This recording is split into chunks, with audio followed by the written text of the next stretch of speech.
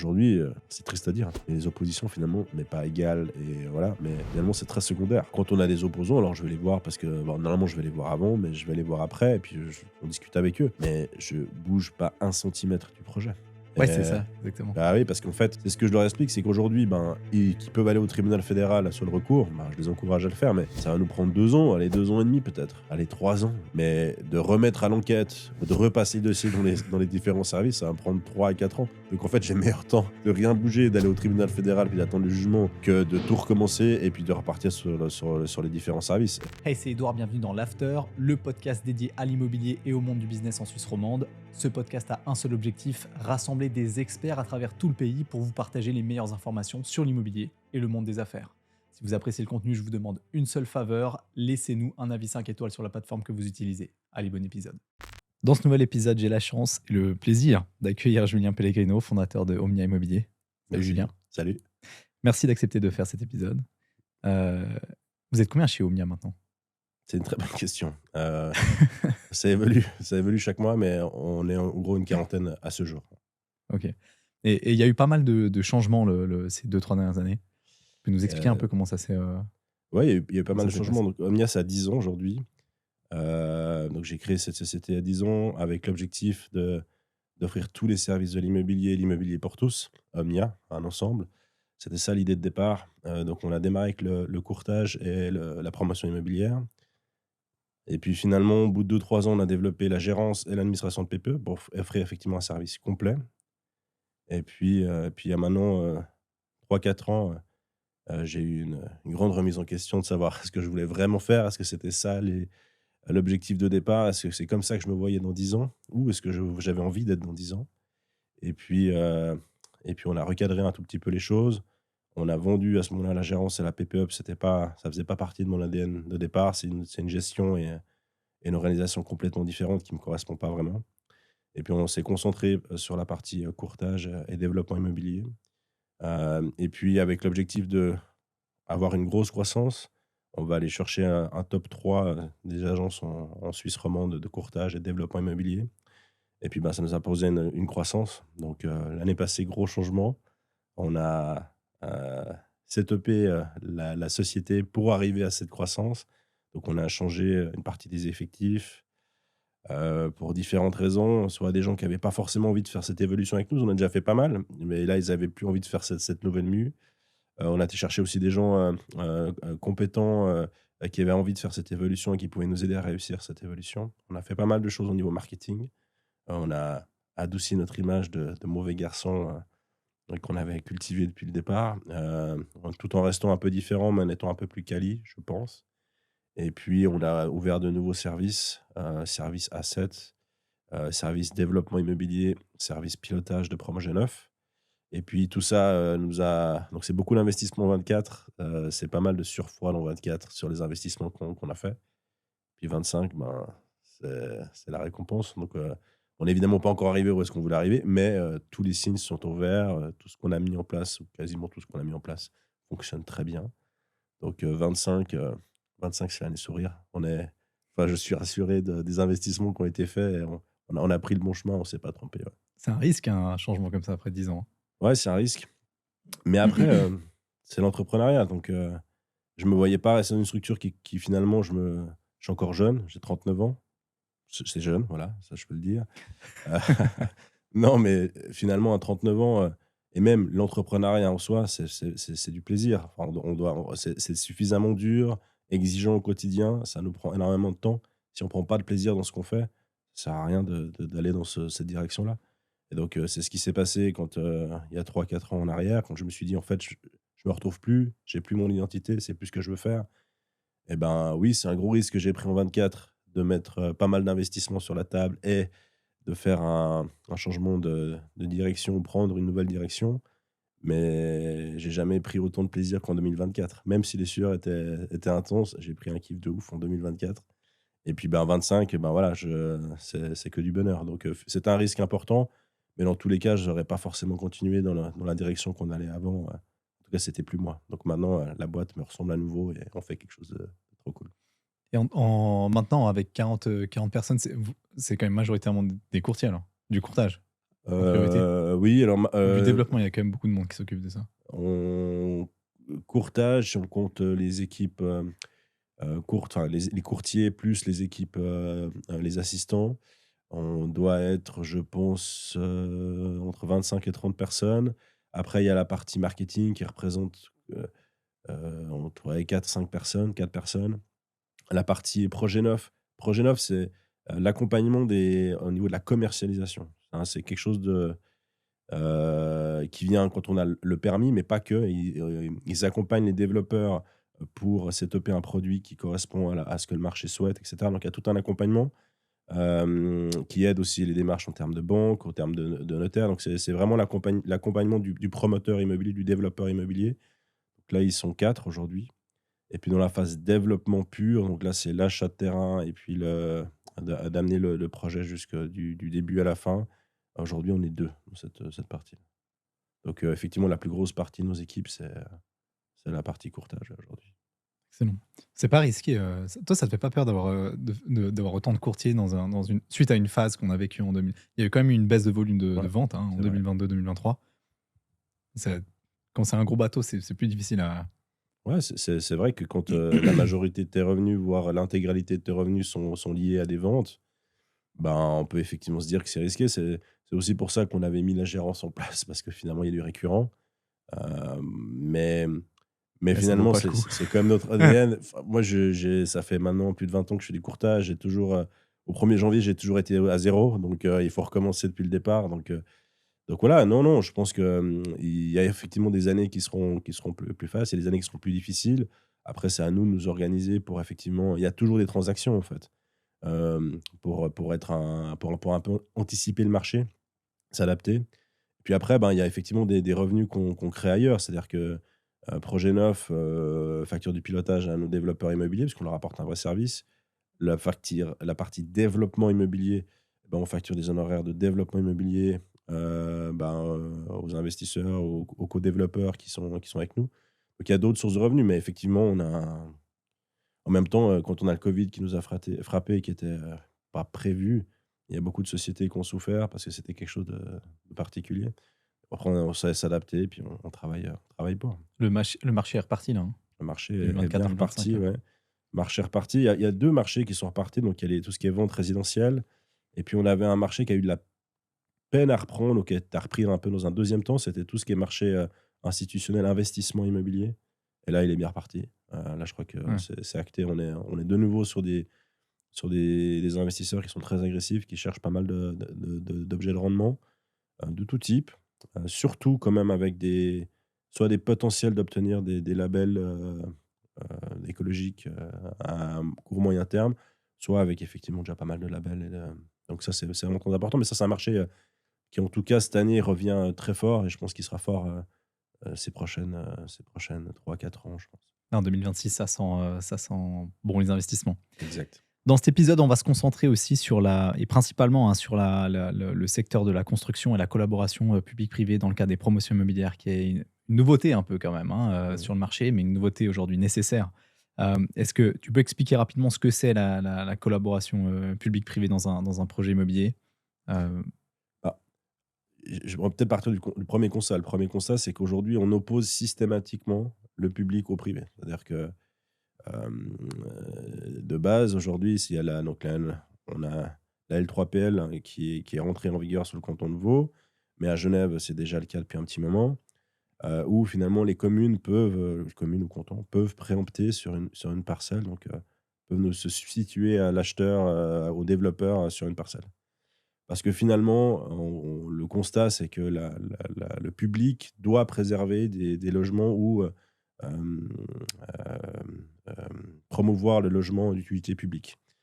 Mais moi, je pars du principe que pourquoi le privé pourrait pas le faire? Si à partir du moment où les conditions du marché, sont réunies, on peut tout à fait imaginer à faire du logement, d'utilité publique ou des infrastructures ou plein de choses. En fait, on s'oppose aujourd'hui public-privé, mais on pourrait peut-être très bien travailler ensemble pour amener des solutions qui sont constructives pour tout le monde.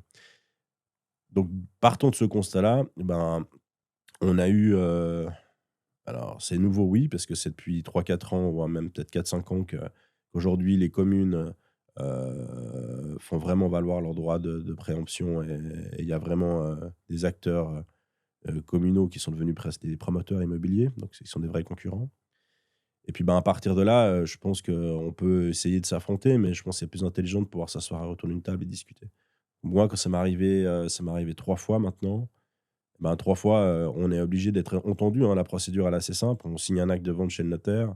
L'acte part chez la commune. Ils ont 40 jours pour préempter. Et puis si la commune a un intérêt, assez rapidement, on le sait, mais ils doivent nous entendre. Ça fait partie de la loi, donc ils nous convoquent assez rapidement à la commune.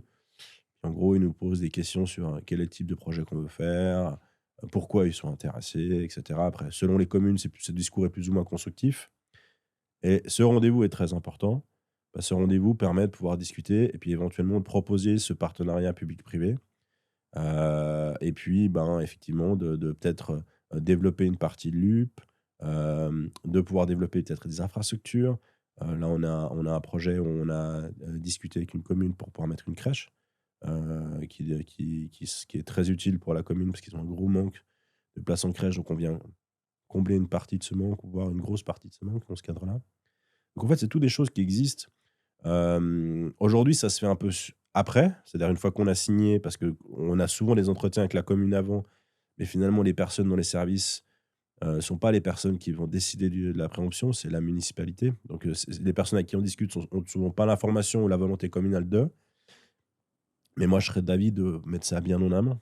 Si on arrive à avoir ces discussions avant, ben, on pourrait mieux, effectivement, définir l'acte de vente, en l'occurrence le prix, puisque forcément, in fine, tout est lié au prix d'achat. J'allais y venir, ouais. Et bah, ouais, et puis derrière, on pourrait effectivement avoir des réflexions un peu plus cohérentes et puis on perdrait surtout moins de temps et moins d'énergie. Mais, sur les derniers, discussions que j'ai eues avec les communes, on arrive à trouver des terrains d'entente, et les communes qui sont très constructives, qui sont conscientes que ça sert à rien qu'elles prennent le risque, elles, financier et puis finalement, si on arrive à trouver un accord avec, un nombre de LUP, avec des infrastructures, avec, et ben, on arrive peut-être des fois à trouver des solutions qui sont acceptables pour tout le monde. Mais aujourd'hui, le marché des terrains est tellement, compétitif, Ouais, plein de promoteurs se battent pour les terrains. ouais, Quand tu trouves un terrain et tu sais que tu peux le bloquer, mais tu dois aller vite parce que toujours tu dois aller vite, hein, tu exact. pas voilà. Mais tu fais comment tu fixes le prix ou comment tu négocies pour, tu dois voir la commune en même temps, mais tu peux pas voir les décideurs. Donc en fait, tu dois avoir un peu des approximations sur plus ou moins, ce qui est envisageable, mais tu en as aucune idée. Ensuite, tu dois quand même fixer le prix avec un vendeur en étant, définitif. C'est-à-dire, le moment où tu signes l'acte de vente, tu vas pas lui dire, «Au final, on a signé il y a 6 mois, mais j'ai discuté avec la commune, puis on pensait faire un EMS, puis du coup, je vais enlever je vais enlever 20 du prix d'achat». C'est Tu vois ce que vrai. je veux dire? Ouais, je suis complètement d'accord. Alors il y a quand même il y a 2 différents points. Le premier point, c'est que la L3PL, cette fameuse loi vaudoise, mais c'est le cas un peu partout. En fait, il y a des bonus qui existent, d'accord? Donc en fait, il y a une loi, elle est restrictive sur certaines choses, mais elle donne aussi des possibilités de. Donc ces bonus permettent tout d'un coup de trouver des accords avec les communes. Parce qu'aujourd'hui, ben, typiquement chez nos amis, vaudois, on a un bonus de 15% de surface brute plancher si on fait 20% de LUP. Donc là, on se rend compte qu'on peut activer un levier et ce levier peut peut-être rentrer dans une négociation, ce qui a pas forcément, en tout cas moins d'impact sur le prix que si c'était purement sur ce qu'on avait convenu au départ. Après, ben, c'est clair qu'il y a la connaissance du marché. Souvent, c'est une phrase un peu bateau, mais elle est tellement importante. Les communes, toutes les communes, ont des révisions de PACOM en cours. Elles ont toutes des volontés, politiques, qui sont liées à des municipalités en place. On a les élections qui approchent, même si elles ont l'air très loin, mais en fait, elles sont très actuelles pour nous. Et en fait, tout ça, c'est des connaissances et ces connaissances, c'est simplement l'expérience et ce qui fait un bon promoteur, c'est l'expérience qu'il va pouvoir, avoir depuis de nombreuses années où en fait le problème X, il l'a déjà eu il y a 2 ans, donc il peut l'anticiper ou c'est ce que je prône beaucoup, l'échange entre promoteurs. C'est-à-dire que de pouvoir échanger avec un promoteur en disant: «Tiens, j'ai fait un projet, pour changer du canton de Vaud à Marly, c'est quoi les attentes de la commune? Qu'est-ce que tu penses de ça? Comment ils vont pouvoir, traiter ça?» Bah, en fait, cet échange d'expérience permet d'anticiper ces choses. Si on anticipe, on peut aussi, ben, ajuster les actes ou en tout cas, avoir une négociation avec le propriétaire du terrain, peut-être dès le départ. Après, je vais évidemment pas, donner toutes les possibilités, mais les actes, c'est quand même des des outils qui permettent quand même de mettre pas mal de choses. Si tout d'un coup, on a une commune qui vient nous limiter la surface brute plancher, pour toutes les raisons qui leur sont propres, ben, peut-être que là-dessus, on peut effectivement mettre un levier, une règle de 3 par rapport à ça. C'est clair qu'un terrain, il est la valeur du terrain est pour un développeur immobilier, c'est ce qu'on peut y faire dessus. Donc forcément, c'est lié, soit à l'affectation, soit à surface brute, soit à l'implantation, soit à l'abattage d'arbres. Enfin, il y a plein de choses qui rentrent en ligne de compte et ça fait quand même partie de la discussion. Si on met rien dans les actes, j'ai presque envie de dire autant acheter, sans condition et puis à ce moment-là, on prend les risques, en achetant un peu moins cher. Voilà, ça c'est un peu tous ces éléments qui permettent, à mon avis, d'arriver à ce partenariat public-privé, entre, et l'équation avec le propriétaire pour avoir un prix qui tient la route pour tout le monde finalement. L'augmentation de la densité de 15%, s'il y a 20% de l'UP, Ouais, ça c'est quoi? C'est dans la L3PL ça? ouais, Ou c'est ah oui? eh oui. C'est un règlement dans un Ah règlement oui, d'application? c'est la L3PL exact. C'est C'est il y OK, a plein il donc y a ça plein c'est une règle de base. Parce qu'en fait, c'est une parce que règle j'ai de base. l'impression j'ai le sentiment quand on discute comme ça et puis c'est le sentiment que j'ai eu avec plusieurs promoteurs, mais c'est qu'il y a c'est que ça reste quand même relativement approximatif. C'est-à-dire qu'il y a plein de choses quand tu rentres dans des discussions, c'est pas des règles, c'est pas toujours une règle absolue. C'est-à-dire que ça dépend quand même des velléités de la commune et est-ce Ouais, qu'elle est d'accord d'entendre ou ouais. pas et donc tout n'est pas écrit noir sur blanc dans un règlement. Non, malheureusement pas. Ouais. Ça, c'est sûr. C'est sûr qu'il y a moi, j'ai commencé ce métier de développeur il y a plus de 10 ans, on dit c'est 12-13 ans, je pense. Bah, à l'époque, on avait un règlement. Alors, il y avait des fois des interprétations sur des éléments du règlement, qu'on clarifiait avec, la police des constructions, mais in fine, on avait un règlement. Aujourd'hui, on a le règlement, après on a le règlement interne, on a le règlement qui va bientôt être déposé, puis on a les volontés publiques et politiques. Et des fois, on a des syndics ou des municipalités qui ont l'impression qu'ils ont plus de pouvoir que ce qu'il devrait y avoir. Donc évidemment, il y a plein de choses. Mais ça, c'est de nouveau la connaissance du marché. C'est-à-dire que moi, je sais aujourd'hui qu'il y a certaines communes où, effectivement, le potentiel, il est de temps, mais qu'on n'arrivera jamais à le faire. Donc, en fait, on doit l'anticiper. Mais ça, c'est vrai que c'est compliqué. Aujourd'hui, c'est vraiment ce qui est très, très compliqué dans notre métier, c'est que les règlements ne sont plus appliqués totalement. Ah, il y a quand même une majorité des communes qui appliquent le règlement, hein. Mais, direct dans les plus grandes, communes, dans les plus grandes villes, aujourd'hui, les règlements, il faut se méfier. Il y a des règles, internes, il y a des règlements qui vont être, mis à l'enquête.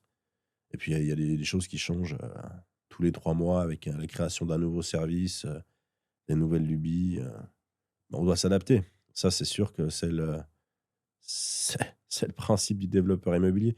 C'est ce qui me plaît, en fait, dans le développement immobilier, c'est que, je me considère comme entrepreneur et quand je me considère comme entrepreneur, j'adore créer des nouveaux projets et que ce soit une entreprise ou un développement immobilier. Finalement, quand on achète un terrain, on a fait un business plan, on sait qu'on va avoir un processus qui va durer on espère qu'il va durer, 2 ans, on est convaincu que ce sera le cas, mais en fait, il va jamais durer 2 ans, mais in fine, il va durer 3 à 5 ans.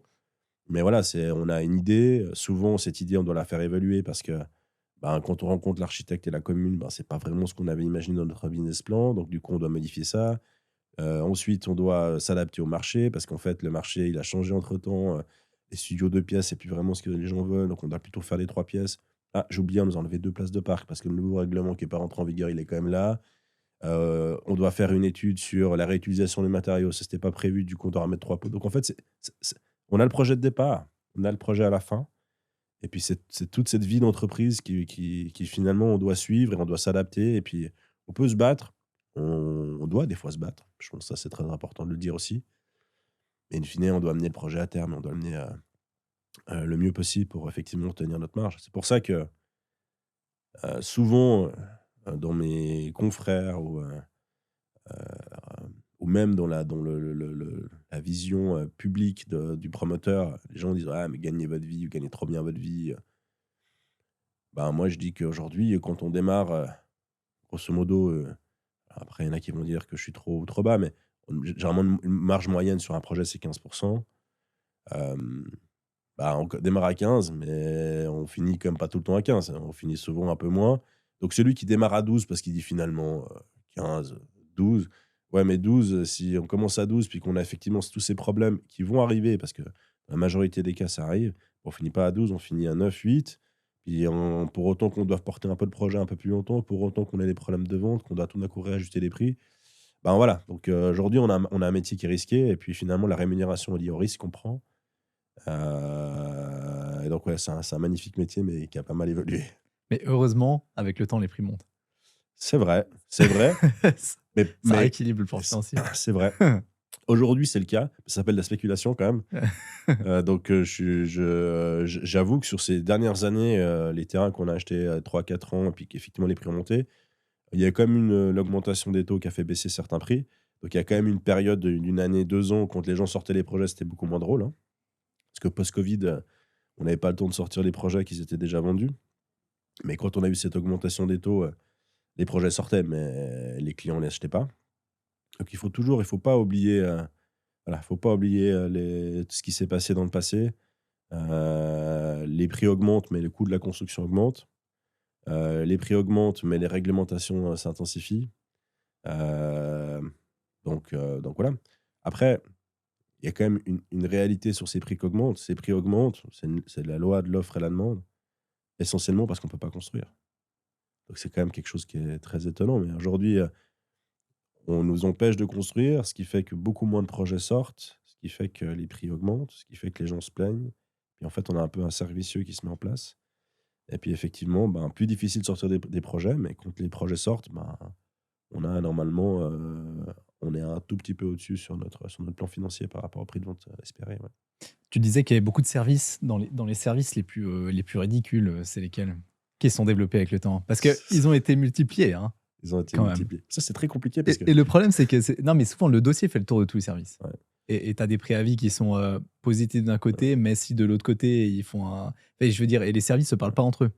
Donc, c un on va pas service qui ouais, demande quelque chose sera contradictoire avec, un autre service qui demande l'inverse. exact. C'est vrai, malheureusement, c'est vrai. Après, c'est des fois des services communaux et cantonaux, parce qu'ils sont pas du coup qui ont pas forcément les mêmes besoins, les mêmes envies et les mêmes attentes. Donc du coup, des fois, ça s'oppose. Je pense typiquement les monuments et sites, qui tout d'un coup ont des volontés de préserver le patrimoine, mais d'autres ont pas du tout cette image en tête. Puis donc c'est vrai que des fois, on a des départements qui nous empêchent d'avancer. Mais on va dire que ça fait maintenant un moment que je fais ce métier-là. Il y a des choses que quand j'ai découvert des services, je tombais des nues, je me disais: «C'est pas possible que ça existe» et j'ai évolué dans le sens où, d'ailleurs je leur ai dit. Il y a des services où quand je suis arrivé la première fois, je peux en parler parce que finalement, c'était enfin c'est toujours parce que ça existe toujours, c'est le service de l'intégration à Lausanne, qui est un service magnifique. Mais quand la première fois qu'on me l'a présenté, je comprenais pas très bien ce qu'ils faisaient là. Ça fait maintenant quelques années, hein, mais on fait une séance, avec, le responsable, du service, des constructions. Donc en gros, il me prend mon projet, il me dit: «Bah, voilà, bravo, il y a pas de dérogation, le projet est exemplaire. Ah oui, il faut juste modifier ça». Enfin, je me dis: «Bah, fantastique, quoi». Je veux dire, le projet est bon. Puis après, il y a une dame qui est à côté, puis qui dit: «Bonjour, alors moi je me présente, service d'intégration». Je connais pas. Elle me dit: «Bah, moi j'aime pas du tout votre projet, ça va pas du tout, faut changer l'esthétique, faut changer ci, faut changer ça, vous enlevez les toits plats, vous enlevez ci». Et je me dis: «Mais je comprends pas très bien parce que votre collègue vient de dire que tout est conforme au règlement». Elle me dit: «Oui, mais nous, on a le service d'intégration, donc notre travail, c'est d'être sûr que le bâtiment va s'intégrer dans le tissu, du quartier». Je dis: «OK, mais» cette dame me dit à la fin du rendez-vous: «Mais de toute façon, vous inquiétez pas, j'ai qu'une voix consultative, donc finalement, je vous donne des conseils, après vous les prenez pas, mais finalement, c'est la municipalité qui va décider, s'il y a une levée de bouclier, de la part des opposants». Je dis: «Bon, c'est un service particulier». Sur ce, on a quand même été bloqué par Service in fine, parce que Service entre-temps a pris pas mal de pouvoir et aujourd'hui, il est devenu un service très important de Lausanne. Mais effectivement, de ma première rencontre où je suis sorti de là en disant: «Bah, voilà, ils nous ont encore inventé quelque chose, ce service-là, c'est quand même cette commune, ça devient ridicule». Mais aujourd'hui, j'ai bossé quand même pas mal de fois avec eux maintenant et on a quand même un service qui est constructif. Alors oui, des fois, je suis pas d'accord avec eux. Oui, des fois, je trouve qu'ils vont trop loin. Mais je pense aussi que dans l'intégration complète, si on a des gens qui sont constructifs et qui ont le bon sens, on peut effectivement trouver des solutions en disant: «Bah, OK, là, je prends le cas des toits plats, c'est plus facile à se représenter. Les toits plats, on va pas y arriver. Pourquoi? Bah, voilà ce qui se passe». Ben, il y a des personnes dans ces services-là, aujourd'hui, on a le bon sens, on peut discuter avec eux, on peut les appeler, on peut trouver des solutions pour que finalement les 2 parties s'entendent et c'est ce que je parlais au départ de partenariat public-privé. Si on a une discussion sur lequel on peut se baser, bah, on arrive à trouver des solutions, puis on arrive à s'arranger, puis finalement, on est des gens de bonne intelligence. Le problème aujourd'hui, c'est que dans certaines communes ou certains services de communes, ben, on a perdu ça, c'est-à-dire qu'on a perdu le bon sens et hem et ça, ça va effectivement plus C'est quoi un et exemple de perte de bon sens? bah, le perte de bon Des arbres? sens, ouais, alors les arbres, la protection des arbres, c'est une perte de bon sens. Je pense que la suppression des places de parc, c'est une perte de bon sens. Je pense qu'aujourd'hui, on doit faire bah, là, on a un exemple encore plus concret. On doit faire maintenant des études pour démontrer que les bâtiments, ne peuvent pas être transformés. OK? Donc, on a une maison, on veut faire un immeuble de 3 appartements ou de 6 ou peu importe d'ailleurs le nombre de logements. La commune va nous demander de faire une analyse sur la maison actuelle pour dire: «On peut rien en faire». Bah, typiquement, moi je demande: «C'est quoi rien en faire?» Parce que aujourd'hui, on peut de toute façon rénover une maison. Après, c'est une question de budget, de ce qu'on veut faire dedans, mais in fine, on peut toujours rénover une maison. Mais il y a pas de critères. En fait, on doit juste démontrer que c'est pas possible, mais il y en a pas de critères pour démontrer que c'est pas possible. Donc, là, on perd du bon sens parce qu'en fait, on va mandater un architecte, un ingénieur pour leur dire, ben il va dire: «Bah non, on peut pas la rénover». OK, merci. On leur donne ça. OK, parfait, merci. Ça a aucun sens. C'est juste rajouter une couche, rajouter des frais, rajouter du temps parce qu'en fait, il faut que le temps est sur place, la personne est sur place, qu'ils fassent le rapport et puis derrière, ben, surtout que ces gens, ben, ils ont de plus en plus de rapports à faire, donc ils prennent de plus en plus de temps. Qu'on envoie à la municipalité dit: «Ah oui, alors effectivement, on est bon, oui, merci». Mais tout ça prend beaucoup de temps. Puis en fait, ce rapport nous prend, 3-4 mois. Ben, mine de rien, dans la vie d'un projet, ce point-là nous fait perdre 3-4 mois, mais il y en a encore plein d'autres, du même exemple, qui vont nous faire perdre tout autant de temps. Je veux dire, voilà, il y a plein de choses comme ça. Il y a les aménagements extérieurs. Alors moi, je trouve que c'est effectivement très bien qu'on est un peu plus loin sur les aménagements extérieurs de nos parcelles. Je pense que la petite haie, de Laurel entre 2 appartements, qui est pas plus haute que ça, c'est fini, c'est un temps révolu, il faut arrêter. Ça, franchement, je le comprends. De toute façon, voilà, les lois sont mises en place parce que certains développeurs ont tiré un peu la corde un peu trop fort. Finalement, nous, on a la nouvelle génération qui arrive derrière, donc bah, on récupère ce qui a été fait dans le passé. Donc voilà, c'est comme ça, c'est la vie. Mais effectivement, d'avoir un concept paysager, je trouve que c'est intéressant. En plus, la réalité, c'est que, sans parler de tout ce qui est réchauffement, de baisse des températures en ville et cetera, ne serait-ce que pour la plus-value du projet, les gens qui vont y habiter, c'est une vraie valeur. Donc ça, je suis convaincu, mais c'est typiquement des choses qui ont évolué. La première fois qu'on m'a demandé ça, je me suis dit: «On va jamais s'arrêter». Puis finalement, bah, 1 année, 2 ans, 3 ans plus tard, je me dis: «Effectivement, c'est des choses qui sont à mon avis importantes de réfléchir un tout petit peu plus loin». Hem, voilà, on évolue, mais les services aussi évoluent et puis une fois qu'on retrouve le bon sens public-privé, on peut faire beaucoup de choses, en fait. C'est quoi une simplification que tu ferais, toi, dans un processus comme ça d'autorisation de construire? Un C'est truc que tu exigerais soit au départ ou alors je sais pas moi, hein. Ben, je pense que j'essaierai d'avoir ce qu'on appelle une consultation rapide. Alors c'est vrai qu'il y a beaucoup de services, donc alors ça dépend des nouveau les communes, parce qu'il y a des communes où il y a pas 36 000 services, il y a un bureau externe, donc mais si on parle il faudrait qu'on puisse avoir sur la base d'un plan simplifié, un peu mais avec un délai.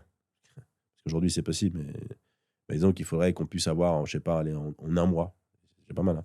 Mais tous les services prennent, puis ils disent: «Ah bah, il y a ça, ça, ça, ça, ça». Et puis du coup, ça nous permettrait d'aller effectivement beaucoup plus vite. Hem, mais voilà, c'est vrai que la simplification des services, de pouvoir accéder aux services ce qui est compliqué, c'est qu'on connaît les services, d'accord? Il y a des services qui prennent le téléphone, à qui on peut discuter. Il y a des services qui veulent même pas nous prendre le téléphone. De toute façon, vous avez qu'à regarder avec le bureau. OK, bon, déjà, c'est compliqué parce que du coup, on n'a même pas moyen de ne serait-ce de savoir s'il a fait le travail ou pas. Il y a des gens qui mettent des mois et des mois à répondre. Il y a des gens qui changent d'avis entre-temps. Entre la première consultation et la deuxième, ils ont changé d'avis. J'ai jamais pu avoir une explication à ça, mais c'est un fait. C'est compliqué ça, hein. C'est Il y compliqué. a un rapport de l'OFL, l'Office fédéral du logement, qui est sorti en juillet là, cette année.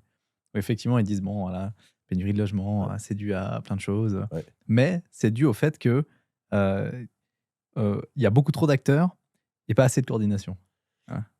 Donc il y Ben, a trop d'humains qui ont un mot à dire ouais, sur n'importe quel projet de construction. je pense c'est juste, je pense que j'ai un autre élément aussi pour savoir, pourquoi on a on a un manque de logement. On a fait une étude avec l'ADIV, donc je suis au comité de l'ADIV, qui est l'association des développeurs immobiliers vaudois. On a fait une étude pour avoir un peu une projection de qu'est-ce qu'allait devenir la pénurie de logements sur les 10 prochaines années.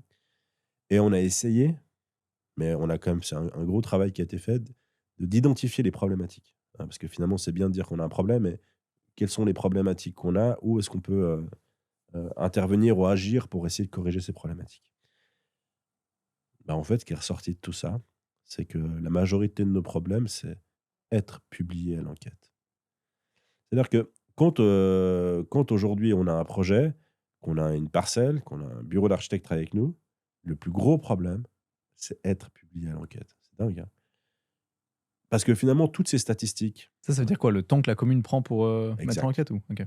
c'est vraiment ça. C'est que le moment où on a signé la parcelle, le moment où on va déposer le premier jeu, enfin, on a différents échanges avec la commune, on dépose le premier jeu de plan, tous les retours de service, toutes les modifications, tout, etc. Bah, tout ça, c'est ça le plus difficile pour nous et c'est là où il y a le plus grand nombre finalement d'échecs, où les gens finalement n'arrivent jamais à déposer ou mettent des années à déposer un projet à l'enquête. Mais tout ce temps-là, il est jamais quantifié. Parce qu'en fait, il est quantifié dans les statistiques à partir du moment où on a un numéro CAMAC. Donc le numéro CAMAC, il vient à l'enquête. En fait, toute cette partie-là, elle n'existe pas dans les stats. Ah bah, oui. Dans la Et durée bah, d'autorisation de exact, parce construire. que Ah bah, ouais, mais ça j'ai jamais pensé à ça. si finalement on avait un numéro, la première fois on dépose à la commune, puis ils nous donne un numéro, Bah, c'est ça. ce numéro il est traqué, bah, on pourrait facilement sortir des statistiques en disant bah voilà, l'augmentation du temps à la mise à l'enquête est de temps. Aujourd'hui, il n'y a pas. Donc aujourd'hui, on dit finalement, une fois qu'on est publié, bah vous n'avez pas mis en temps. C'est vrai, mais c'est pas là le problème. Le problème, il est avant, c'est qu'on prend beaucoup trop de temps à être mis à l'enquête. Et il y a beaucoup de projets qui arrivent pas à l'enquête, en fait, et beaucoup de projets qui sont abandonnés. Et c'est cette partie-là qui pose vraiment un gros problème. Et c'est, en tout cas, c'est un des problèmes. C'est pas que le problème, mais c'est quand même un gros problème qu'on a aujourd'hui. Et c'est Et très intéressant ce que tu dis, hein. J'ai ouais, jamais pensé à ça, mais en fait, parce qu'effectivement, ça a augmenté de, je sais pas, 20 ou 30 la durée d'autorisation de construire exact, entre 2015 et aujourd'hui en 10 exact, ans, un truc comme ça. exact. Mais par contre, le processus avant la mise à l'enquête, Ouais, il a été, certainement quadruplé, quoi. exact. Et là, Ouais. il y a aucune data. Et Ah c'est pour ouais? ça que quand Ah! on a les organismes cantonaux qui nous disent bah, finalement, on n'est pas si mal. Ouais. Bah oui, il y a des choses qui ont été améliorées, c'est vrai. Je pense que typiquement, la synthèse Camac sur Vaux ou la SATAC, etc., ça marche. Enfin, ça marche. On peut toujours aller mieux, mais ce principe, c'est plutôt un service qui tient la route. Le problème, c'est toute la partie avant, quoi. Ça, Bon. Il y a des aux États-Unis, il y a des États qui ont alors après je travaille pas là-bas, hein, j'en ai aucune idée, mais c'est ce que j'ai vu dans ce que j'ai cherché un peu, mais des États qui ont introduit de l'intelligence artificielle et puis si ouais, ton projet en 3D, en 2D correspond, ouais, au gabarit et à ce que permet le règlement, bah, ton projet passe, quoi. exact. Bah, ça, effectivement, on l'avait identifié. En vrai, nous, on avait imaginé, proposé ou développé un système où effectivement, on a une AI qui traite les demandes de dossiers. Et puis finalement, on a quand même la majorité des choses qui pourraient être traitées de manière assez basique, réglementaire par réglementaire. Bah, le problème de ça, c'est un peu notre conclusion, bon, évidemment, c'est qu'il y a réglementaire par réglementaire, puis après l'interprétation du règlement. Et ça, l'AI n'est pas capable de le faire. Et donc, du coup, c'est clair qu'aujourd'hui, ben, c'est pour ça que ça restera dans les mains de l'État, parce qu'en fait, cette interprétation du règlement, il y a qu'eux qui ont une capacité à le faire. Donc, l'intelligence artificielle peut pas s'étoper. Mais nous, évidemment, on serait pour. Parce que le principe de base, si on est réglementaire, ben, finalement, c'est tellement fou ce que je suis en train de dire. Si on est réglementaire, on devrait pouvoir être publié. Mais non. Et non. Et ça, c'est surréaliste, hein. Ouais, c'est surréaliste, mais c'est quand même la réalité. Mais j'avais échangé, enfin, quand j'ai commencé ce métier, ma plus grosse crainte, c'était les oppositions, d'accord? Donc, chaque fois on devait poser un dossier à l'enquête, c'était les oppositions, aller discuter avec eux, trouver des solutions, et cetera. Aujourd'hui, c'est triste à dire, hein, mais les oppositions, finalement, ça n'est pas égal et voilà, mais finalement, c'est très secondaire. Et quand on a des opposants, alors je vais les voir parce que, bon, normalement, je vais les voir avant, mais je vais les voir après et puis on discute avec eux. Mais je bouge pas un centimètre du projet. Ouais, c'est Et ça, exactement. bah, oui, parce qu'en fait, c'est ce que je leur explique, c'est qu'aujourd'hui, ben, qui peuvent aller au tribunal fédéral sur le recours, ben, je les encourage à le faire, mais ça va nous prendre 2 ans, allez 2 ans et demi peut-être, allez 3 ans. Mais de remettre à l'enquête ou de repasser le dossier dans les différents services, ça va me prendre 3 à 4 ans. Donc en fait, j'ai meilleur temps de rien bouger, d'aller au tribunal fédéral, puis d'attendre le jugement, que de tout recommencer et puis de repartir sur les différents services. Et donc, j'ai eu ces discussions avec un responsable de service, qui trouvait ça choquant, mais qui en même temps comprenait un peu moi, mes propos. Et c'est quand même triste. Allez, en 10 ans, on est passé de il faut qu'on fasse attention aux opposants, où finalement on en a. Ah bah, c'est un peu secondaire. Alors qu'en fait, quand même, les lois, elles ont été votées par la population, par les gens de la commune, par les habitants de la commune, par les citoyens, qui ont finalement élu des gens pour les représenter. Et puis finalement, ces gens ont mis un système en place où finalement on ignore aujourd'hui la population qui habite les voisins, au détriment de tous les services qui ont été mis en place. Donc en fait, le système ne marche pas très bien. Il y a quelque chose qui joue pas. Je pense qu'on a été très loin aujourd'hui dans le manque de bon sens. Et je pense qu'il faudrait qu'on puisse revenir un tout petit peu en arrière, quoi. Surtout, on n'est pas tous des grands méchants, les développeurs. On peut trouver des solutions et on peut travailler main dans la main avec la commune. Je pense qu'il y a vraiment il y a des exemples qui existent. Il y a des choses qu'on a faites. Et puis, finalement, autour d'une table, des fois, on trouve des solutions qui sont bonnes pour tout le monde, quoi. Tu quand même un des premiers qui me dit, que les oppositions, c'est pas le plus gros des problèmes. Bah, non. Mais mais parce que Mais parce que souvent, c'est les oppositions, c'est gratuit, donc c'est fait, ouais, de manière trop facile, trop rapide, sans contrainte. Un bah, recours pareil mais je suis d'accord, mais et c'est heu, aussi une perte de temps, de toute façon, c'est une perte de catastrophique, quoi. temps. Mais la perte de temps, parce que je dis pas que les oppositions, ça m'était égal, mais je dis juste que la, la perte de temps au préalable sur la mise à l'enquête est plus importante que la gestion des oppositions par la suite. Donc évidemment qu'il peut y avoir un recours, évidemment qu'on peut aller au tribunal fédéral, évidemment que c'est pénible, évidemment que ça prend du temps, et cetera. Mais ça prend moins de temps que d'avoir ces publications de mise à l'enquête dans certaines communes. Donc du coup, mon focus, il est plutôt là-dessus. Après, ce qui va pas aujourd'hui, ben, c'est, dans ces oppositions, parce qu'on parle des oppositions, c'est effectivement, ces référendums spontanés et populaires qui sont dramatiques parce que finalement, ben, on désavoue nos autorités, en fait, c'est ça, on désavoue nos autorités, on remet en question des choses qui ont été votées, parce que finalement, souvent, c'est quand même une poignée de personnes, qui va effectivement, porter, la révolte, au niveau de la municipalité et puis qui viennent mettre à terre des projets, importants. Alors en l'occurrence, ils sont pas tous à terre parce qu'il y a des projets qui ont été votés et qui ont passé.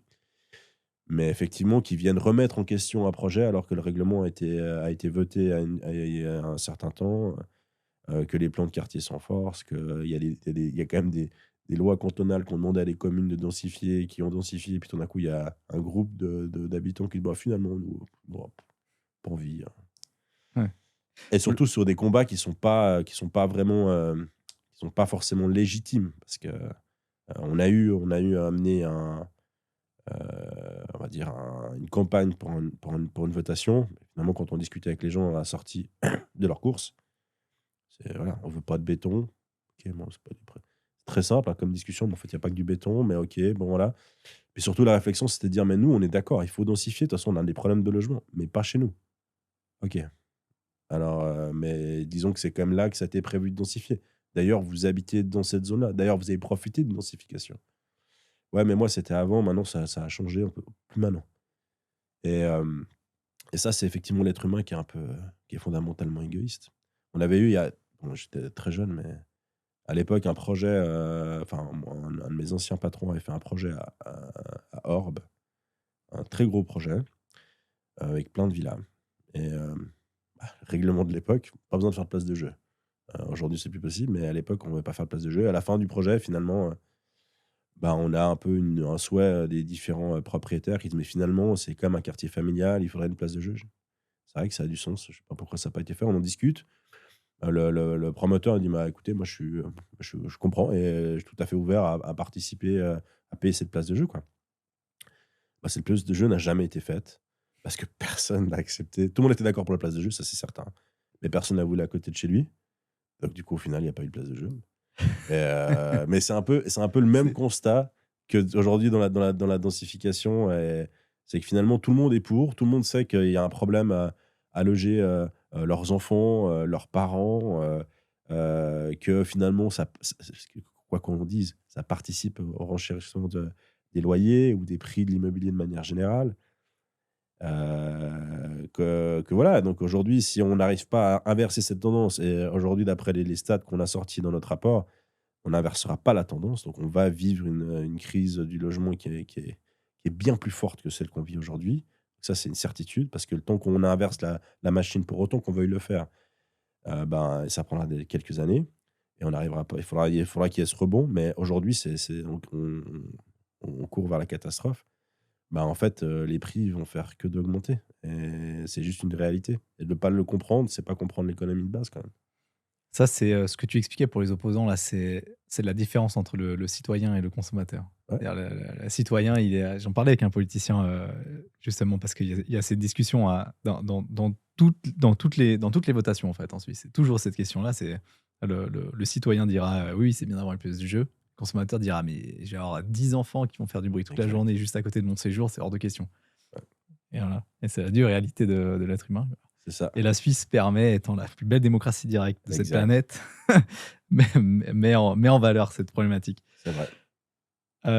Pour rebondir sur le projet, qui avait été réalisé, donc que tu avais fait, public-privé, Oui.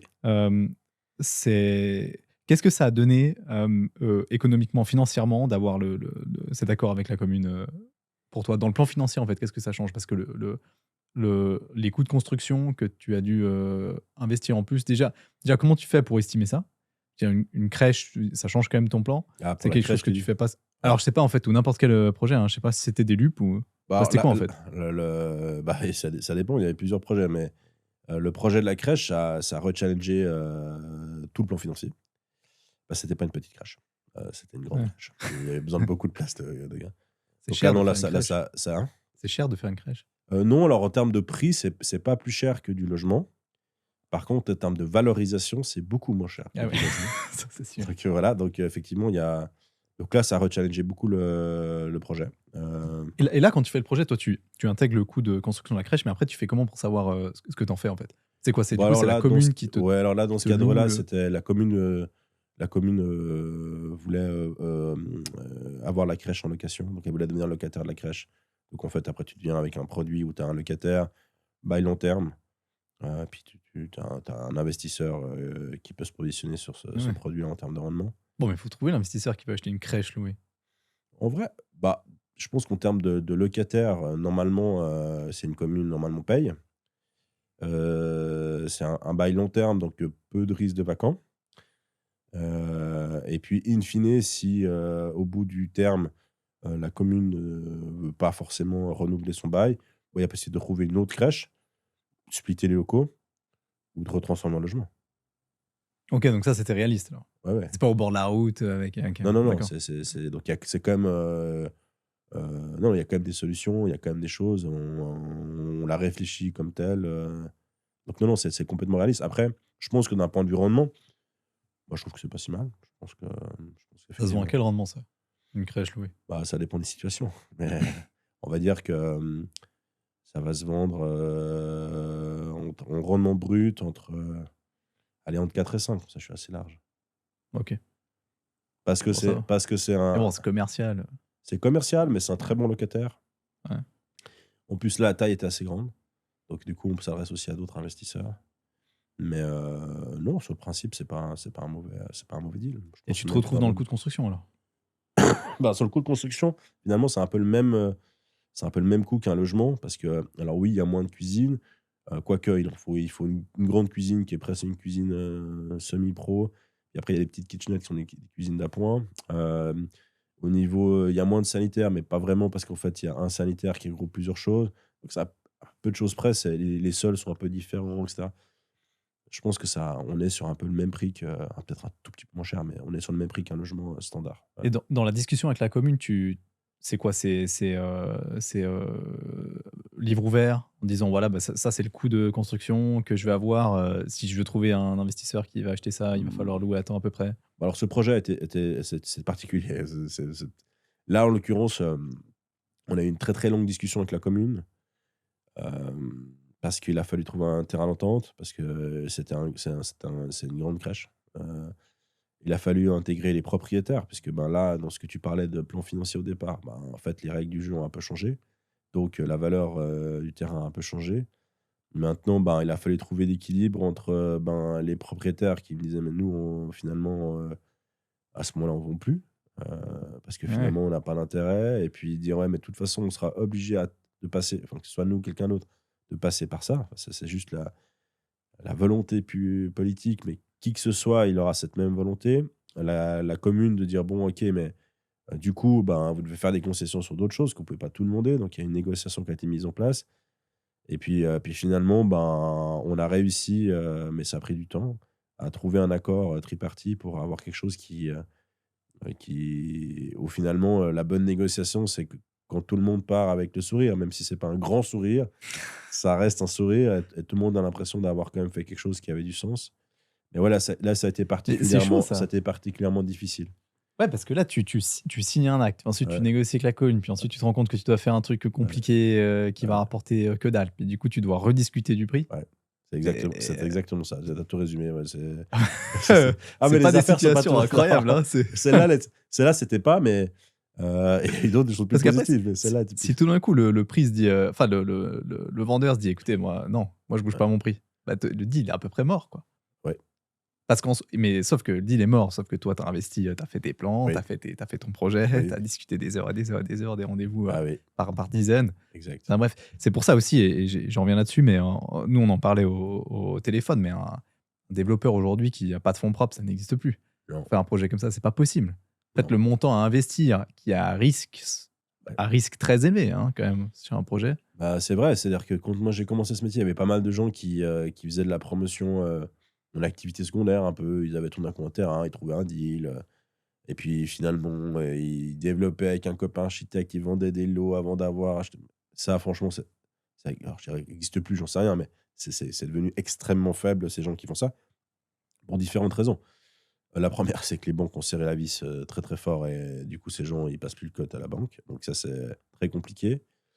Il y a une deuxième chose, c'est effectivement, ben, qu'à l'époque, on arrivait, à travailler avec des mandataires, qui travaillaient à compte d'auteur, donc en gros, qui étaient d'accord d'être payés à la fin ou en tout cas au permis et cetera.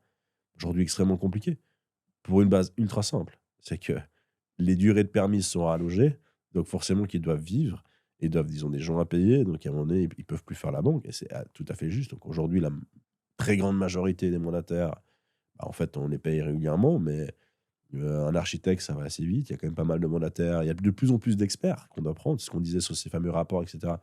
Bah, en fait, il faut les payer. Donc, en gros, tu te retrouves vite avec des frais de développement qui sont importants.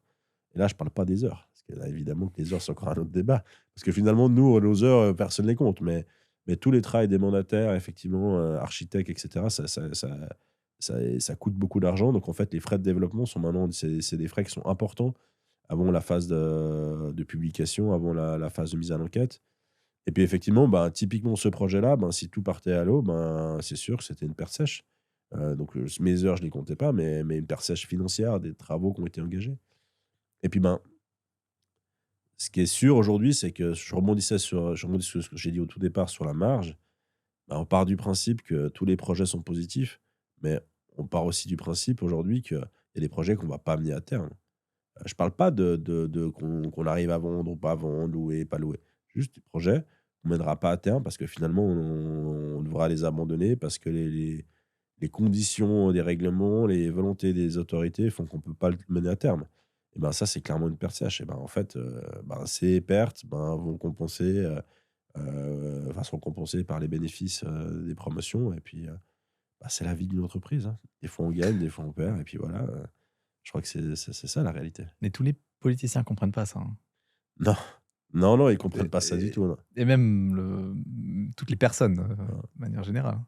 non, non et puis, en fait, ce qui est terrible avec notre activité, c'est qu'on n'a pas bonne presse et qu'aujourd'hui, de parler de densification, de créer du logement dans une population qui aujourd'hui veut pas entendre ça et ils sont pas prêts à entendre ces discours-là parce que finalement, on va dans le mur, on y est, mais personne, prend vraiment, la parole de dire: «Maintenant, on y va, il faut qu'on change les choses». En fait, ça va pas. Il y a plus de logement. Il y a plus de logement pour nos enfants. Ça, c'est quand même, il y a un moment donné, basique, c'est plus de logement pour nos enfants. C'est quand même, et personne n'en prend parce que c'est pas un sujet Ah mais pour qui est aucun politicien, ça lui fait pas des électeurs, hein, de parler de ça, c'est c'est sûr, ça hein. Ouais, et donc du coup, tu te dis: «Bon, bah, alors, les élections approchent, on traitera vos dossiers, plus tard». Ah voilà, bah alors on va attendre plus tard alors. Mais ça, c'est quand même une réalité et j'avoue que, les partis politiques aujourd'hui, pas tous évidemment, mais, on pourrait faire quand même un peu mieux. Surtout que c'est vraiment, on a besoin de ces logements. C'est pas une volonté de construire à tout prix. On a besoin de ces logements pour demain. Après, tu vois, si j'étais un parlementaire de gauche, ça m'arrangerait bien d'avoir, aucun logement disponible, tu vois? Parce que des locataires mécontents, Ouais, et une incapacité à trouver un logement, c'est des électeurs, très, très convaincants pour la gauche, tu vois? ouais, bah, moi je te propose autre chose. Si aujourd'hui on avait un taux de vacants qui était, je sais pas, à 6-7 8 et puis qu'on avait des logements qui étaient plus accessibles pour tout à chacun, ce serait pas, satisfaisant pour les électeurs de la gauche? Bah oui, mais ça passerait par quoi? Ah Par la bah, construction massive. exact, Bah, ou de la est-ce que les Verts construction veulent la intelligente. construction massive? Ah les verts, mais attends, c'est vert non, mais Non, après bah oui. c'est là où de nouveau, parce que finalement pour chaque, parti politique, on peut trouver des solutions. Les verts aujourd'hui, ben, on a quand même un parc immobilier qui est vraiment catastrophique. On va d'avoir cette loi énergie qui va rentrer prochainement, on va devoir faire des grosses rénovations. Mais pourquoi pas aujourd'hui travailler sur ces bâtiments-là et puis se dire: «Ben, on déconstruit», parce qu'aujourd'hui on ne détruit plus, on déconstruit.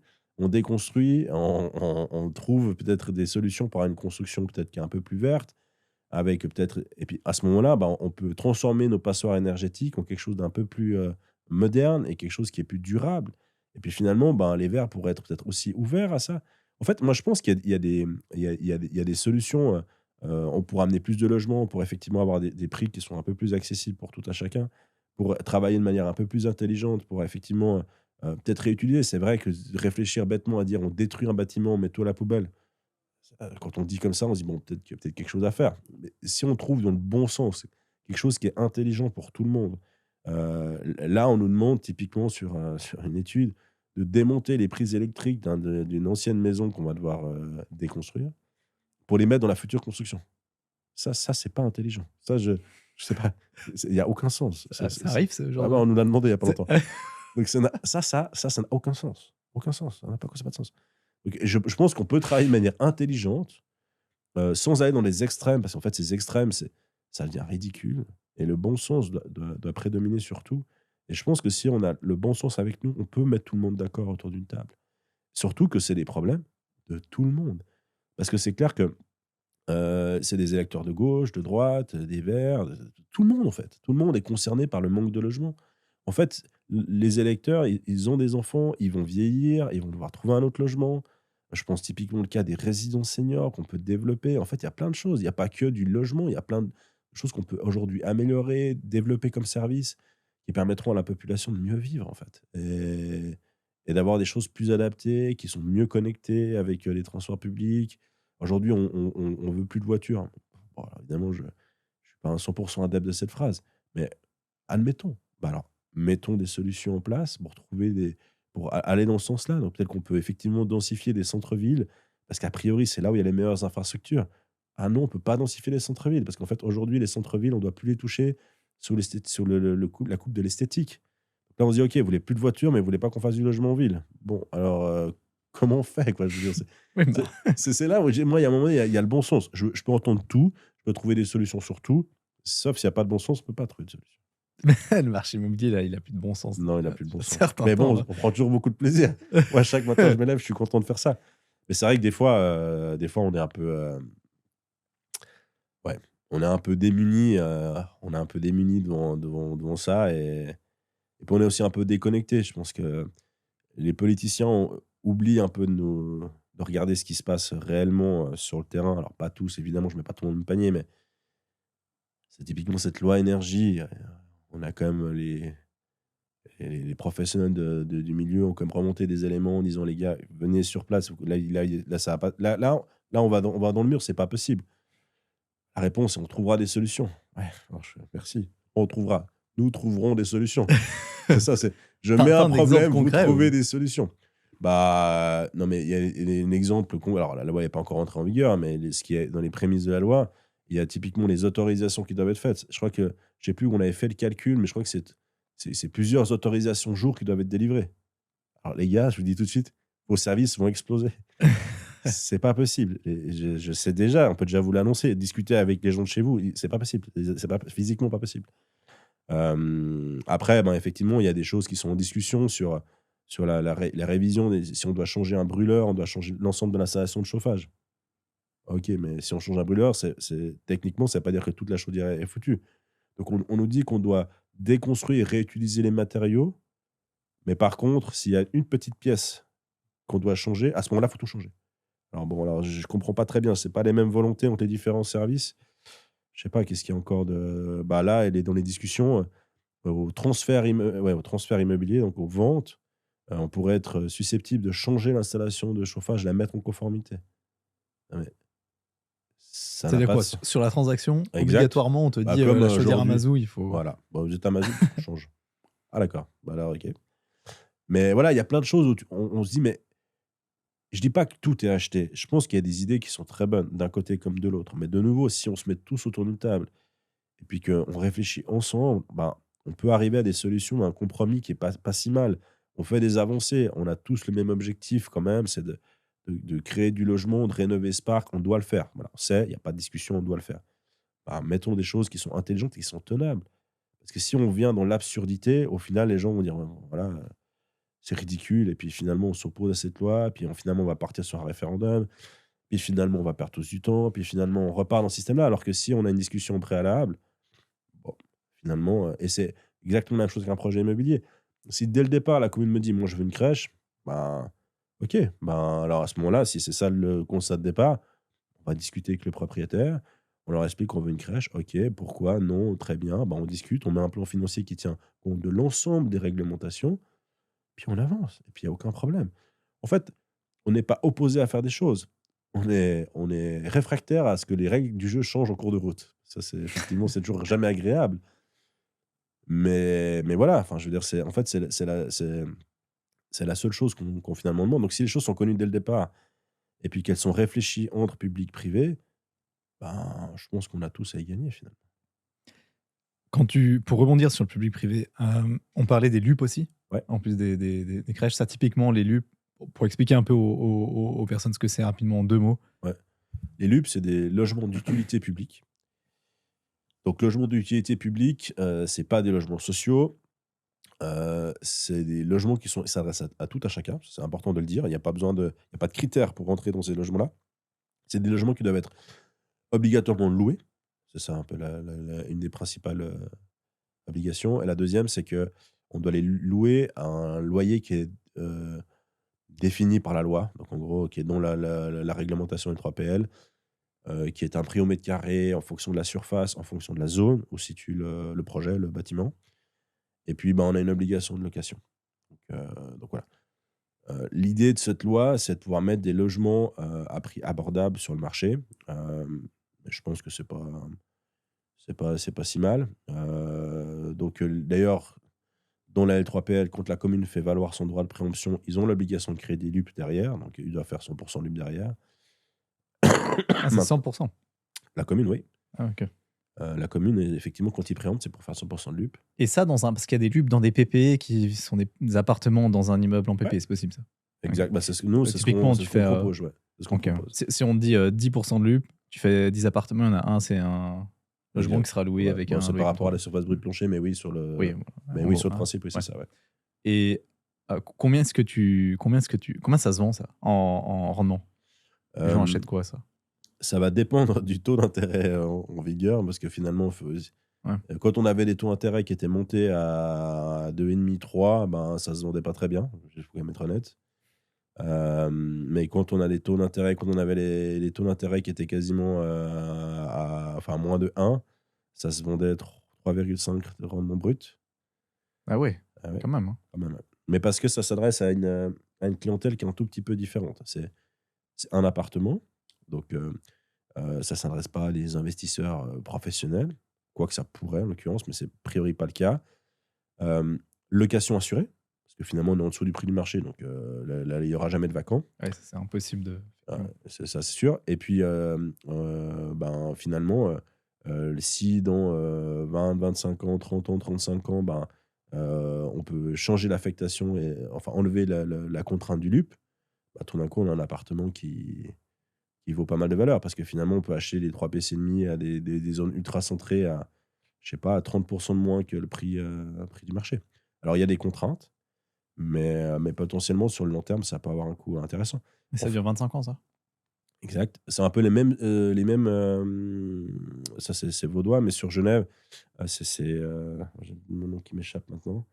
Ces zones de développement, ces fameuses zones Ouais. de développement où il y a des prix qui sont imposés par l'État et cetera. Alors bon, il y a eu beaucoup de presse voilà, il y a beaucoup d'encre à couler sur ces appartements qui étaient vendus, à des amis promoteurs et cetera, puis qui finalement attendaient que les réglementations, changent pour pouvoir vendre un peu plus cher. C'est la même spécialité qu'on a ici maintenant sur le canton de Vaud, si ce n'est que pour l'instant ça se vend vraiment, en tout cas nous on l'a toujours vendu à des clients privés, lambda, qui finalement sont contents d'avoir un placement, c'est dans leur commune, ça leur fait une rentrée d'argent sûre, ils ont une vision beaucoup plus long terme, c'est du patrimoine, ils savent que, bah, eux, ils vont avoir un petit rendement, mais pour leurs enfants, bah, ce sera plutôt un bon placement à long terme, donc non, non, il y a une clientèle pour ça. Après, ben, voilà, c'est des appartements c'est des studios 2 pièces, 3 pièces et C'est toujours 25 ans, la ouais, durée? OK. Mais après 25 ans, tu sais pas si ça saute? non, Ah bah, non, c'est trop facile autrement. ce serait un peu Ça trop peut être facile, hein. renouvelé par la commune, ouais. OK. Bon. J'ai pas les 25 ans d'expérience pour savoir si Mmh. effectivement ce sera tout le temps renouvelé ou pas. Bah, surtout ça existait pas il y a 25 ans. Exact, donc aujourd'hui, c'est le point d'interrogation. Je peux pas savoir, mais in fine, ça reste un bien qui est loué plutôt, qui aura pas de vacants, Et moi je le pense prix d'achat, il est pas plafonné par contre? non, C'est quelqu'un qui veut l'acheter à 2 de rendement, il peut l'acheter à on 2 peut l'acheter à 2. OK. Exact. On pourrait même d'ailleurs l'acheter par une société. On n'est pas obligé de l'acheter à titre privé, donc on peut l'acheter à titre société. Donc non, il y a des possibilités, ouais. Et ça, typiquement dans ce projet-là, c'est toi qui as volontairement dit: «Je vais construire du LUP Ouais, et laissez-moi construire plus». C'est exact. ça? En fait, bah, là, c'était un projet, en l'occurrence, c'était un projet sur la côte à Rolle, où dès le départ, effectivement, on a voulu mettre du LUP en place. Donc c'était un projet un peu enfin complet. Disons qu'on avait, je sais plus combien on avait d'appartements, tout. On devait avoir 25 ou 30 appartements, je pense. Non, un petit peu moins, une vingtaine d'appartements, 20-25 appartements. Puis en fait, dès le départ, bon, déjà, on avait les propriétaires qui étaient propriétaires donc de la parcelle de départ. C'était un garage, donc ils avaient du revenu qui était lié au garage. Donc eux, ils avaient une volonté de maintenir une source de revenus, sur le futur. Donc ce qu'on leur a proposé, c'est de pouvoir éventuellement, ben, garder des logements, dans le futur développement pour finalement leur créer du revenu sur les futures années et puis leur assurer une retraite. Donc là, on a travaillé avec eux pour justement leur dire: «Ben, voilà, vous réinvestissez une partie, et du coup, on vous crée du revenu». Donc ils étaient très contents et très intéressés par rapport à ça. Et puis, ben, dans cette partie-là, en fait, on avait dans le règlement, on avait la possibilité d'utiliser un bonus pour la zone artisanale. Et puis, en fait, cette zone artisanale, aujourd'hui, c'est en tout cas, dans la situation où on était, ça n'avait plus de sens. Du coup, on a été voir la commune et puis on leur a dit: «Ben, on va pas faire cette zone artisanale parce que finalement, vous en voulez même pas», d'ailleurs, ils étaient assez d'accord. Mais, mais C'est par un contre règlement qui date de 1972. voilà, mais non, mais c'est vrai que ces zones artisanales, il y avait du sens à l'époque, mais aujourd'hui, en plus, c'était vraiment plein centre de Rolle, donc ils avaient pas très envie d'ailleurs qu'on le fasse. Ouais. Puis on leur a dit: «Bah, on fait pas la zone artisanale. Par contre, il y a un bonus, qui est pour la zone artisanale. Est-ce qu'on viendrait pas chercher un autre bonus?» Et puis à ce moment-là, on a réfléchi et puis on s'est dit: «Bah, vous savez quoi? On va vous faire du LUP». Et puis, c'était il y a quelques années, hein, donc le LUP, c'était un peu la nouveauté, donc il venait d'arriver, ils étaient une première, un peu voilà, ils avaient pris, pas peur, mais disons qu'ils nous ont un peu interrogés là-dessus. Et puis finalement, bah, de nouveau, d'un commun accord, on s'est dit: «Bah, on va le faire». Ils ont dit: «Ah bah, pourquoi pas?» Finalement, c'est 10 logements, pour nos citoyens et puis pourquoi pas. Et puis en fait, on a été chercher, 15 de bonus, donc sur la surface brute plancher et on a fait 20 de LUP. Mais dans l'ensemble du projet, ça se portait bien. C'est pas mal 20 quand même. De LUP, Ouais, ouais, c'est pas mal, ouais, c'est pas mal. Mais 15 de surface brute plancher en plus quand même. ouais. L'un dans l'autre, en vrai, ça devient une opération, presque blanche parce qu'on vend moins cher les LUP, on fait plus de mètres carrés, mais finalement, il faut quand même les construire, enfin À mon avis, l'opération, elle était flat, mais par contre, ben, on a pu faire un bâtiment un peu plus grand, donc une meilleure utilisation de l'espace. Parce que tu quand même une petite marge sur Ilup. Donc Oui, la marge que tu fais sur Ilup qui est petite, elle compense les 5 de différence que exact. C'est pour tu ça que je dis sur les ouais, exact, ouais. donc ouais. Mais et puis finalement, bah, on a eu le soutien de la commune. Parce qu'en fait, c'est aussi ça qui change. C'est-à-dire que tout d'un coup, on venait à un Mmh. projet, qui était, pas important, mais je dirais où la commune a trouvé qu'on avait du sens dans le raisonnement. Et on a été assez vite portés, sincèrement assez vite mis à l'enquête et puis finalement, peu ou pas d'opposition, je me rappelle plus, donc on était c'était assez rapide. Mais de nouveau, partenariat avec public-privé, on arrive avec une proposition, ils étaient d'accord, on a réfléchi, on a trouvé des solutions, puis finalement tout le monde est content. Et dans cette opération-là, ben, au final, les LUP, on les a vendus à des investisseurs privés, qui étaient finalement des habitants de rôle, qui avaient une volonté de dire: «Bah, nous, on veut aussi du logement, à bas prix pour nos enfants». Donc enfin, à prix modéré pour nos enfants et du coup, on a vendu ça, très rapidement et derrière, ben, les gens qui sont devenus locataires, c'est que des gens de la région de Rôle ou des Rôlois qui sont venus pour les premiers appartements et cetera. Donc en fait, l'histoire marche très, très bien. On a nos propriétaires de la parcelle qui sont restés, qui habitent sur place, qui louent, des appartements. On leur a fait un petit portefeuille d'appartements. Donc eux, très contents aussi, avec la volonté de le louer. Alors en l'occurrence, c'est des gens très impliqués, sur la commune, donc ils ont loué pas mal à des Rôlois. Puis une partie PPE qu'on a vendue et en fait, tout ça, ça marche super bien et c'est un bâtiment, très content, ouais et on voit qu'on peut faire des choses quand on réfléchit tous, on met tout le monde autour de la table, on comprend les besoins de chacun, ben, on peut créer un projet qui marche vraiment super bien, ouais. Magnifique. C'est quoi l'objectif de l'avenir là avec, Omnia maintenant? Sur les années à venir? Bah, Et on a, d'ailleurs la loi sur l'énergie, juste pour finir avec ça, ouais, c'est elle va rentrer quand en vigueur sur le canton de Vaud? je pense 26, mais on n'a pas de 1er janvier date. 2026? Je dis 26, non, on est 25, non 27 je pense, ce sera 1er janvier 27. Je pense pas qu'elle Et rentrera 27 en si 26. si les objectifs dans la loi, c'est pour 2030, ça commence à être serré, hein? Ah, bah, alors ça, c'est un sujet Et si c'est effectivement. 28 à la place de 27, ça Ouais, ça alors, commence à ils aller avaient vite. annoncé ils avaient plus ou moins annoncé que ce serait 26.